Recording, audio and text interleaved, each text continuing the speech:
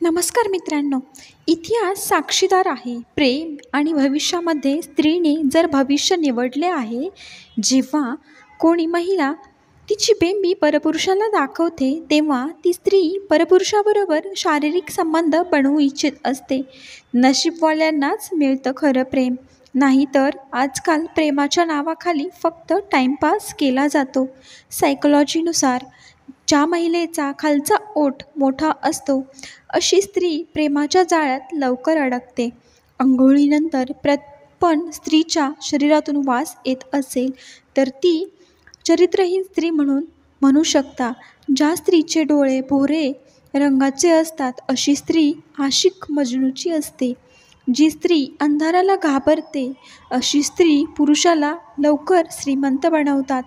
जी स्त्री कधी कोणत्या परपुरुषाबरोबर संबंध ठेवत नाही तिची ही निशाणी असते की परपुरुषाच्या बकवासवर देखील ती हसण्याऐवजी कडक भाषेत उत्तर देत असते.